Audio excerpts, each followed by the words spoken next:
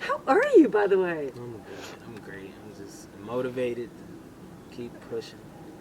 Keep pushing and keep doing new things. Okay, good. So, this is my little thing about, little brief history about reparations. Mm-hmm. So they're gonna read this, and then, because I don't want to put my opinions in their mouths, Right. like, look at the list and place an A beside the statements you agree with, and D next to those you disagree with. So there's some buzz ones in here. Mm-hmm. For example, all lives matter would be a better slogan than Black Lives Matter. Right. No, I mean, it's only right to see what they think, right? See what they think. See what they There's think. no judging, you know, Yeah, just right, see what just they see what think. they think. And we can have conversations. Police So, brutality towards blacks, especially, is an issue that should be addressed throughout the community, activism, and education. yeah. So anyway, there's just like these sort of back and forth to sort of see. Because it starts conversation, and that's Starts what we need. starts And then you hear conversations. other people think, Right. and then it's possibly like the stuff Right. that we're doing, me and you, with this Yeah. video and all of that. Like the Yeah. kids can kind of Right. cipher that within themselves. So then I went into reparations, like the pros, because basically it has been done. Right. Reparations have been done effectively. Mm-hmm. So that to basically say, oh, you can't do it because Yeah. like Too many people. too many and all people of did that it. stuff. And like, no, wait, No, wait, you can wait, do wait. it. You can do it. So anyway, so I got pros and then I got cons. Mm-hmm. So I had a little harder time with the Right. cons. So this would Anyway. be hard. This is Yeah. Obviously, one of the things that sort of got me going on this was when Kirby finally put out on Facebook, well, this has been my experience. Oh yeah, I remember that. Remember that? Mm-hmm. And he actually sort of told some stories about Mm-hmm. experiences with cops, Right. both in Arlington County and also in Harrisonburg. Yeah, for sure. Remember? So like me personally, like I'm a little younger. You're a little younger, So- and you're also maybe a little more sort of outspoken Yeah, for sure. by personality. Yeah, for sure. than And then Kirby. like Kirby was more, you know, he went to predominantly white schools. Mm-hmm. His entire upbringing, pretty much grade up to 12th grade, even with JMU. So you know, me going to because you went to Wakefield and he yeah, went to Yorktown. Yorktown. Yeah, and he went to Rivendell all the way to 8th grade. So Right. he went to Abingdon though. Abingdon was, you know, 5th grade elementary school, but you know stuff is different after that. So I went to middle school at Gunston and Wakefield. So my whole I'm in the field with all these different people, and I had this different experience growing up with all of y'all. So I'm like, you know, what do y'all talk about? Like, white people are cool. Like, and then it's like, it was like a small percentage of us at Gunston. It was a small percentage of white kids, but since they went to school with mostly, you know, black and Hispanic community, they fit in. They were the minority, so they understand what that's like, and then they got to see their privilege going throughout the world, and then they see what's back at home. So I really look at Arlington as like one of the best melting pots. Like I would want the world to be like South Arlington. Like the whole country could be like South Arlington, because it's everybody there. Like you asked the question about the divide in Arlington. Like soon as you get past 50, that's where I think the divide starts. Like, houses are better, the schools are different. You know, it's just different people. It's less apartments. You know, it's less affordable housing for, you know, minorities and stuff like that. So that's pretty much. And the further you go, you know, the bigger the houses get, the less black people you see, and all of that. So that's pretty much where the divide is right there, man. Right there, Route 50. Route 50. South side, north side. Yep. And then they got it in Alexandria too. Like Right. TC is their only school, but at the same time they have all of these private schools around TC where the other kids get to go. And then, you know, all the black kids go to TC. But even then, like when we played them in basketball, this was in like 2006, 2007, in regionals, our super fans had a chant, segregation, because when you look at the TC fans, all the white kids were sitting over here, all the black kids were sitting over here. And that was like, you know, they did that chant and it hurt them. That hurt them deep. Like, yeah, like y'all still, you know, still dealing with it. So it's a lot of places that it's still happening. Like even in churches. Like, think about it. Like, you know, that's probably the most segregated place on Sundays. White churches, black churches. It's still Like, why? You know, Yeah, I don't get it. Yeah. So it's still, it's ideas that people aren't seeing. So that's why we need to teach social diversity like early, because people don't understand, you know. I think a lot of white people don't understand the plight of black people at all. Like, they don't even see it because that's not in their daily, it's not in their bubble. So people like you know, people like the Bakis and stuff like that, they, you know, I known them when I was a kid, and they know my family, and we done so much.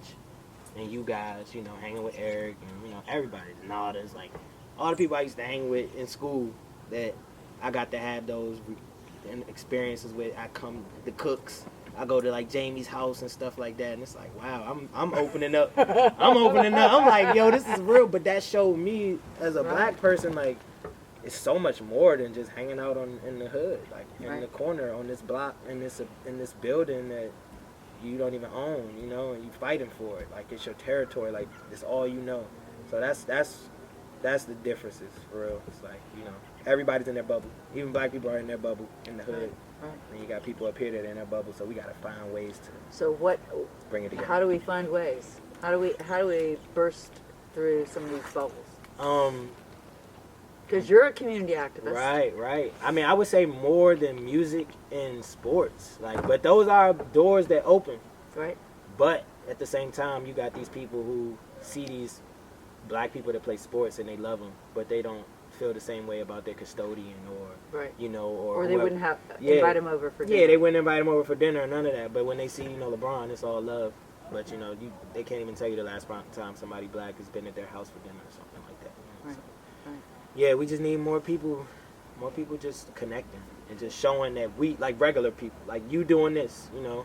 Or I watched an interview with a white pastor talking to a black man. They just had a conversation. They were talking about the churches and stuff. And he was saying, like, ever since he realized that, like, you know, everybody's pretty much racist. Like, even if you think that you're the most, you know, woke person or whatever, like, you still have your little things, especially white people, because they don't. Some stuff you don't notice that you're doing is racist. So we need to just start, when you see those things or you see it happen in public and you with your children or whatever, you show them, like, that wasn't okay. You know, you tell them, you point it out, that wasn't okay. So then it starts, you know, and then you tell your friends, your family, like, this is what I do with my kids. Maybe you should do this too. So, and then it starts growing as, like, building healthy habits socially. That's all we can do.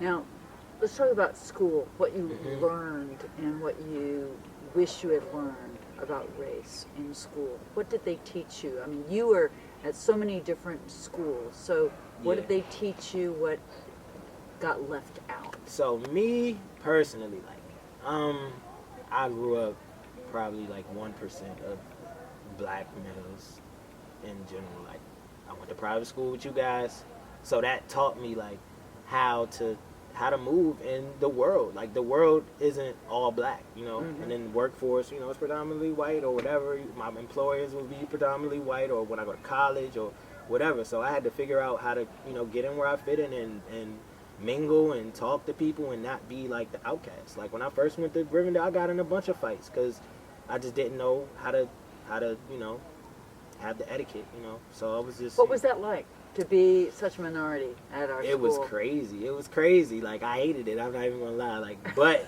I used to tell them every year, I'm not coming back next year. I'm not coming back. And they would all be like, okay, Corey, we see you back next year. And I'm like, and then I always end up coming back. So that 5th grade year, when I really told people, like, I'm not coming back next year, I mean it. Like, and that was when 9/11 happened and all of that. So I was in your class. And it was crazy. So, I mean, it was a good time, though, because I taught myself how to be me, like, and be myself no matter who I'm around.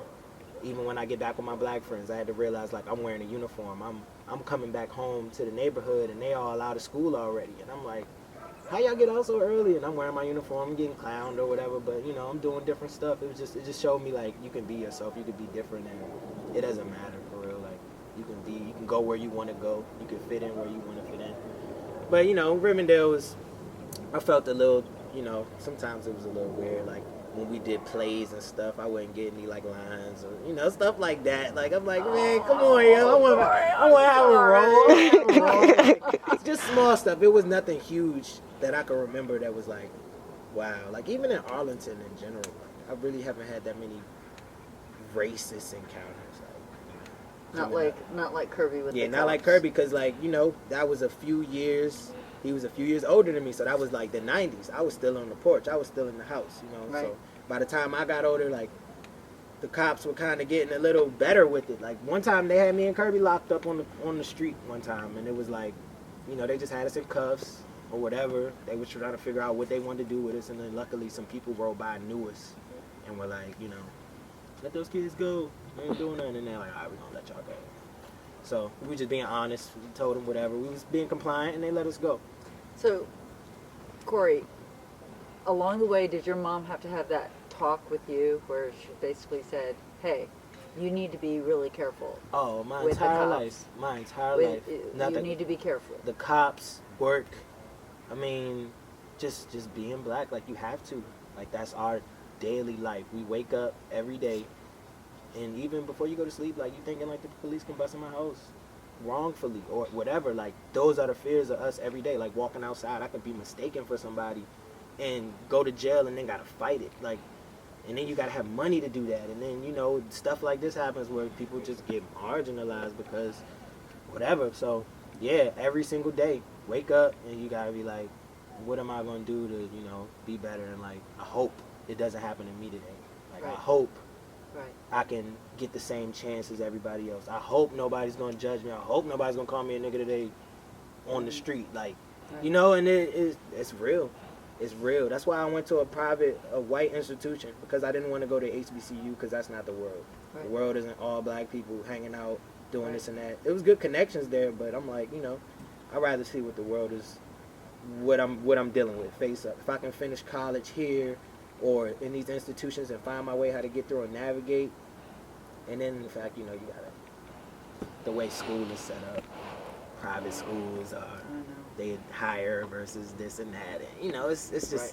it's a whole lot of social hierarchies and stuff that we need to bust down and just show that people are, everybody's important, no matter Right. what you do, no matter what color your skin is. Right. We all bring value to the table through our experiences. We can all learn from each other. Nobody knows everything. Right. You'll never know everything. You know, you're not always right, but you can, you know, try to Learn. learn, Learn man, from each learn. other. That's why I like teaching community, because like, everybody always wants to learn, and then stuff is always changing too. It was really an incredible opportunity for you to become much Yeah. more of a community activist because of what was going down Yeah. around our nation. So, Yep. can you talk about what that felt like for you? Calling around looking for me because I'm setting. Like, I feel like I'm Malcolm X or something. Like, seriously, or like in the Panther Party, like they were really on my line, like trying to reach out to every single person that knew me closely. Like, you need to call this officer, you need to call this detective, you need to do it. Like, they emailed my booking email for my artistry, and I'm like, y'all, that I felt it was disrespectful, because you know, you got to hit me with some money or something. So anyways, yeah, it was cool. Like, it started with the protests in DC. We got a safe house for kids that, you know, once they started running in people's houses, the police and stuff like that, trying to get all these protesters, we got a safe house, and then people funded it. They gave us all this stuff. People came through, and they made kits for all the protesters, and we had a place they could come and rest and all of that. So it was cool. And then I just decided to set up my own march. And then I put it on Facebook, and it got so big, and then the police was just calling me and stuff, because I just wanted to go out and show the people that we can do stuff without the police's help. Like, Right. we can just go out and walk around the block Right. without them having to escort us and stuff. Right. Right. But I learned a lot with that situation too, because it got so big that I kind of needed the police's help. So, Right. you know, it got bigger than me. And then sometimes you gotta have, so Arlington police. But you also learned how to collaborate with them. Exactly. So And that was they a big don't thing. have to be the enemy. Exactly. So that's what I learned. It was great. Like, when it all went down, it went down perfectly how it was. I ended up caving in, because I wasn't trying to talk to the police at all. I was just ducking them, and they were like, man, you need to talk to them, because if something happens, it's going to be on you. So I had to learn how to protect myself and make sure I'm good. And now I got their numbers. Like, if I need to do something in the neighborhood or shut down a block or a city, I can call them, and, you know, they'll help me out. So it's all about, you know, just being a good So person. and would trying you to say work it that out. that was an important lesson that you learned? Oh, for it's all sure. about collaborating. Yeah, it's all about collaborating, man. If you talk to these people sometimes and just have a real civil conversation and tell them what's on your mind, and then they can help you, you know. So To a middle schooler at Rivendell School, yeah. what would you say are some basic steps that they could take to start seeing the world a little differently? Middle What are some things schooler. that they, what are some things that they can start doing? It's kind of hard with COVID to get out, you know. Maybe But they can start learning. yeah, they can start learning. I mean, start doing some research. Just Google these questions, like whatever questions you have, Google them straight up and look for, you know, real articles on these topics. Like if you feel you have a thirst for knowledge and you want to understand what's going on versus what your history books have been telling you, because obviously like the world is starting to come around to see like we've been teaching the kids all wrong. We've been teaching ourselves all wrong.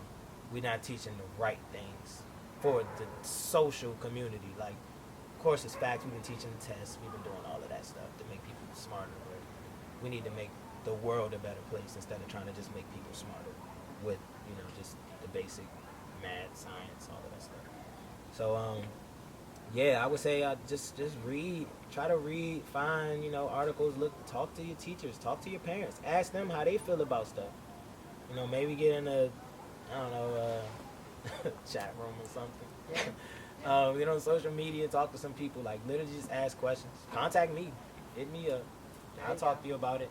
There you go. Call Heather. Seriously, like, we are the new adults. Exactly. To help push what we Right. want the culture to be. So Right. talk to your big sister. Talk to somebody who, if your parents don't know about this stuff, talk to somebody who does. If they know anybody that they think their ideas are crazy or something, talk to them. See what they say, because obviously they thinking different from what you've been taught your entire life. So go against the grain sometimes. Like, just think outside the box. For real. Think outside the box and love everybody, man. Talk to somebody that looks different from you. That's what you should go do. Just go talk to somebody that looks different from you. Right. And see what, just go have a conversation. Like, it could be 6 feet apart. It could be all of that. Just talk to them. Say, how has your time been? You know what I mean? How you feel?